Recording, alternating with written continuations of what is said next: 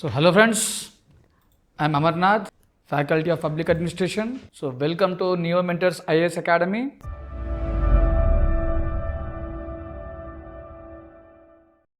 So in the previous class, we have talked about the basic definitions of administration. That is, we have seen what is administration, right?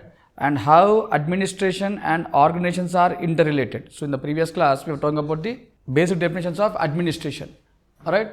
Now in this class, we will talk about what is public administration, and before moving to public administration, in what way administration, organization and management are interrelated, whether all these three are same or is there a difference between these three. So in the previous class we have just seen the definition of administration. So we have defined administration as organization, direction, using of men and material resources, right, with the purpose of achieving the goals of organization. That is, it is using and directing. So we have seen different definitions.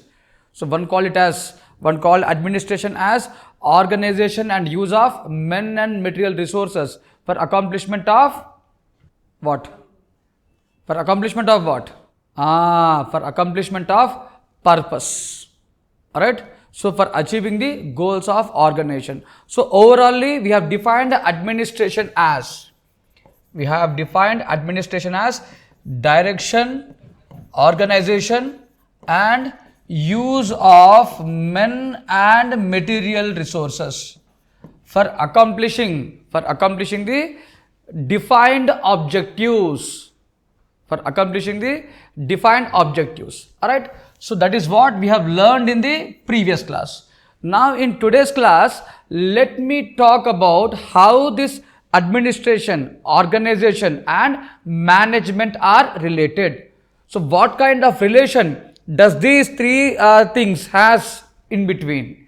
So we'll try to understand this interrelationship. Alright, so according to William Schulz, right? If you take this according to William Schulz, so he defines administration as a force. So it is a force that lays down the objectives, for which both organization and management are required to work. Alright, so required to work within the broader principles, within the broader policies laid by administration. Simply, according to Schulz, administration is nothing but it is a force within the organization which lays down the objectives, which prescribes the goals of organization.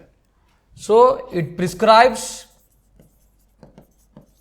the goals of organization, right? That is what objectives. Not only the goals, but also this administration will determine the methodology or approaches to achieve these goals.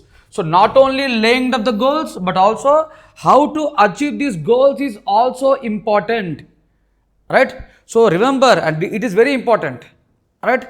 So both goals and goals and means of achieving goals, they are very important, right?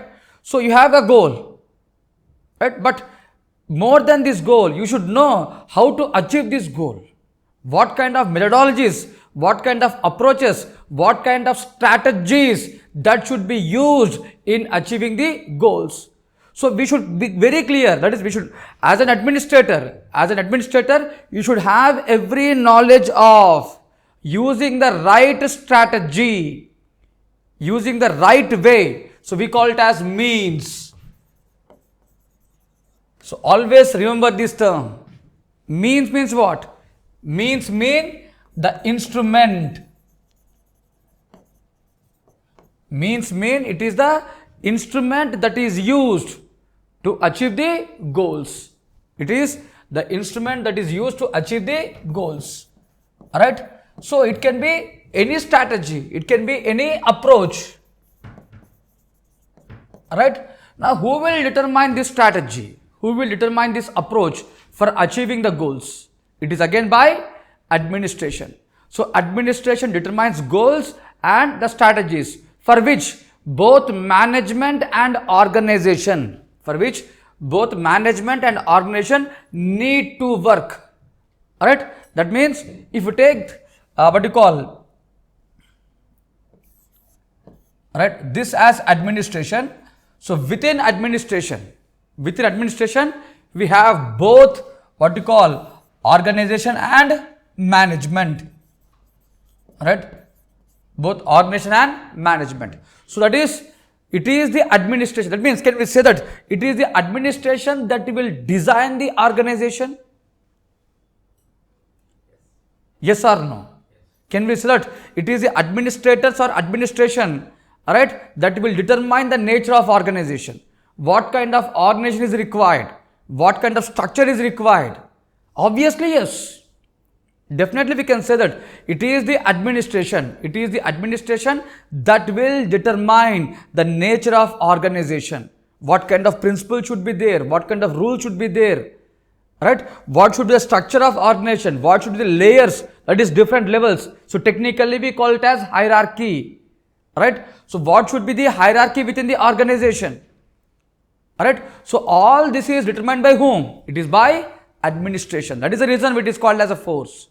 Administration is a force that lays down the objectives for which both management and organization should strive within the broader policies laid down by administration, within the broader policies as given by administration. So administration is the one which will determine the structure of an organization, the nature of an organization. It will determine the objectives, what kind of objectives should be there, how this objective should be designed, the ways and means of achieving these goals, the ways and means of achieving the objectives. So that is what William School says, administration and management and organization. So all these three are interrelated, but it is administration which is more broader when compared to management and organization. Right? So if you take organization, so what is organization? What is organization? So organization is nothing but it is we can call it as a grouping, we can call it as a combination. It is a grouping or a combination of both men and material resources. It is a place where organization is a place where both men and material resources, they are combined for achieving the specific task. So this is a structure where you and me, we interact. So we are nothing but the human resources. We are men. The marker, the board, the every kind of equipment, it is the material resources. It is a combination of both men and material resources for achievement of what? For achieving the specific goal, that is for accomplishing certain desired objectives or desired ends. So organization is a place, it is a location, alright?